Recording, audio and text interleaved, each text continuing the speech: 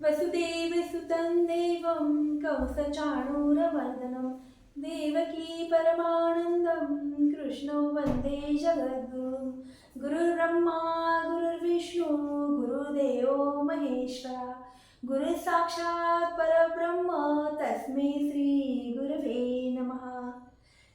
विद्यार्थी मित्रांनो, सर्वांना गुरुपौर्णिमेच्या खूप खूप हार्दिक शुभेच्छा. बघा विद्यार्थी मित्रांनो, मराठी हा सर्वांचा आवडता विषय. मांडलं तर अवघड, मांडलं तर सोपा. पण कसा? त्यासाठी आपल्याला समजून घ्यावा लागतो, अभ्यास करावा लागतो आणि अभ्यासाद्वारे आपल्याला तो विषय अधिक चांगल्या प्रकारे समजतो. बघा मित्रांनो, मराठी विषय हा तसा पाहिला तर आपली ही मायबोली. मराठी ही भाषा महाराष्ट्राची परंपरा जपलेली अशी ही भाषा आपल्याला यायलाच हवी. आपल्याला मराठीमध्ये अनेक अभंग जे लिहिले गेलेले आहेत ते प्राकृत भाषेत लिहिले गेलेले आहेत. ज्ञानेश्वराने ज्ञानेश्वरी लिहिली, प्राकृत भाषेत लिहिलेली आहे. काही अभंग आहेत ते प्राकृत भाषेत आहेत, पण कधी कधी आपल्याला त्याचा अर्थ लक्षात येत नाही.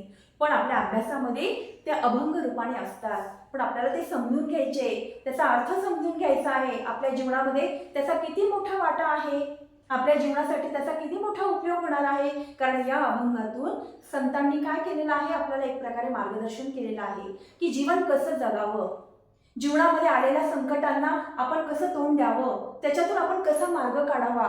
आणि म्हणून संत नामदेवांनी अतिशय सुंदर रीतीने अंकिला मी दास तुझा हा अभंग इयत्ता 10वीच्या पुस्तकामध्ये चित्रित केलेला आहे. हा अभंग अभ्यासत असताना बघा विद्यार्थी मित्रांनो, माझं जे चॅनल आहे मराठी चॅनल डॉक्टर सुनीता विजय रणाते, हे चॅनल आवडल्यानंतर, व्हिडिओ आवडल्यानंतर तुम्ही त्याला लाईक करा, शेअर करा, कमेंट्स करा आणि आपण त्या माध्यमातून आता आपल्या अभ्यासाकडे वळूया. सध्या आपण फक्त 3च कडव्यांचा अभ्यास करणार आहोत मित्रांनो. 3 कडव्यामध्ये आपण जर बघितलं तर खूप मोठा अर्थ भरलेला आहे. संत नामदेवांनी वेगवेगळ्या दृष्टांतातनं, उदाहरणातनं काय केलेलं आहे, परमेश्वराची याचना केलेली आहे. अर्थतेने याचना केलेली आहे, परमेश्वराला सांगितलेलं आहे. ती याचना कशा माध्यमातून केलेली आहे ती आपण या दृष्टांताच्या आधारे बघूया.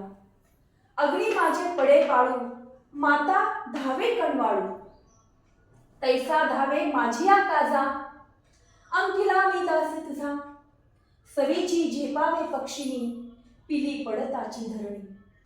हे जे दृष्टांत आहे त्याचा शब्दार्थ पण मी इथे दिलेला आहे. मित्रांनो, तुमच्या नोटबुकमध्ये ते नोंद करून घ्या, वहीमध्ये नोंद करून घ्या. शब्दार्थामध्ये अग्नी माझी म्हणजे काय?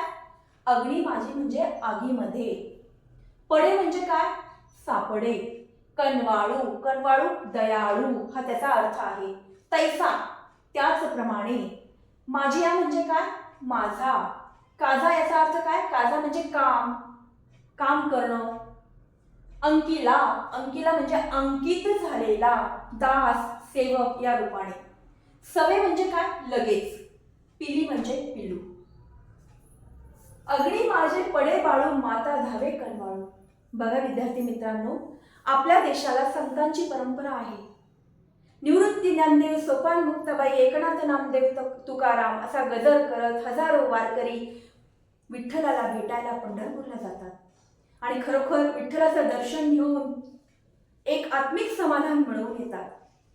मित्रांनो, संत महात्मे परमेश्वराच्या चरणाजवळ गेले, परमेश्वराच्या हृदयाजवळ गेले. आपणही आपल्या जीवनामध्ये सगळं अनेक संकट झेलून, अनेक संकटातून मार्ग काढून आपल्यालाही परमेश्वराच्या जवळ पोचायचं आहे, आपल्यालाही ती मोक्ष प्राप्ती करून घ्यायची आहे. पण आपण संकट आल्यानंतर घाबरतो. इथे वारकरी संप्रदायाचे महान प्रचारक संत नामदेव महाराज सांगतात, अगदी मनापासून अर्थतेने परमेश्वराचा, विठ्ठलाचा ते धावा करतात. त्यासाठी ते अतिशय समर्पक असा दृष्टांत देतात.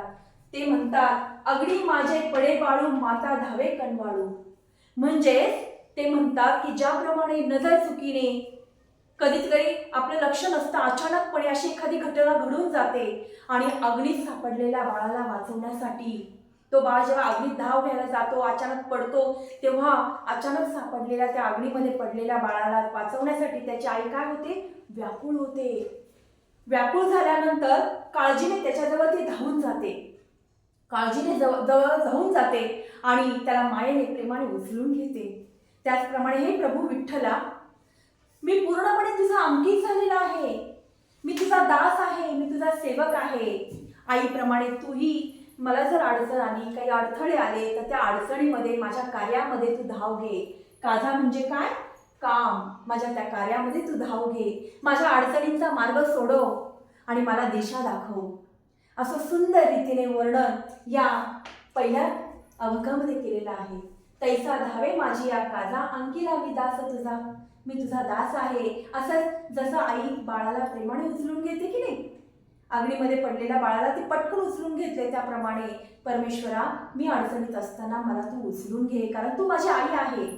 बघा, आपण ज्ञानेश्वर माऊली म्हणतो, विठ्ठलाला माऊली म्हणतो, कारण परमेश्वर आपली आई आहे आणि आपण तिचे पुत्र आहोत, मुलं आहोत. त्यामुळे आपण आपल्या जीवनामध्ये जर एखादं संकट आलं तर परमेश्वर आपल्याला अलगद उचलून घेतो, आपल्या सगळ्या संकटाचं निवारण करतो. पुढचा अभंग आहे, सवेची झेपावे पक्षी, पिली पडताची धरणी. सवेची, सवे म्हणजे लगेच, पिली म्हणजे पिलू, धरणी म्हणजे भूमी.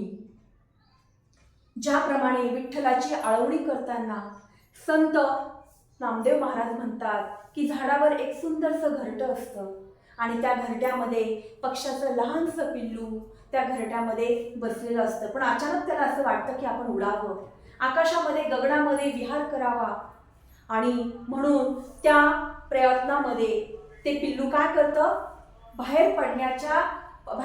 म्हणजे पडण्यामध्ये किंवा बाहेर येऊन उडण्याच्या प्रयत्नामध्ये ते जमिनीवर पडतं. जमिनीवर पडतात त्याची आई म्हणजे कोण? पक्षिणी. ती काय करते, ती आपल्याला पिल्लाला वाचवण्यासाठी त्याच्या दिशेने तत्परतेने धाव घेते. तसंच संत नामदेव महाराज सांगतात की भगवंता, माझ्या जीवनातही कुठलंही संकट आलं, अडचण आली, तर तू मला पटकन अलगद उचलून घे.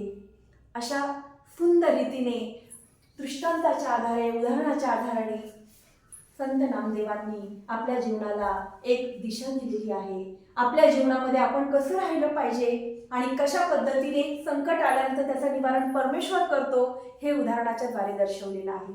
तर विद्यार्थी मित्रांनो, पुढचे राहिलेले जे 3 अभंग आहेत ते आपण पुढच्या व्हिडिओमध्ये बघणार आहोत. तत्पूर्वी हा भाग तुम्हाला आवडला का? हा व्हिडिओ तुम्हाला आवडला असेल तर शेअर करा, लाईक करा, कमेंट्स करा. आपण पुन्हा पुढच्या व्हिडिओमध्ये भेटूया. धन्यवाद.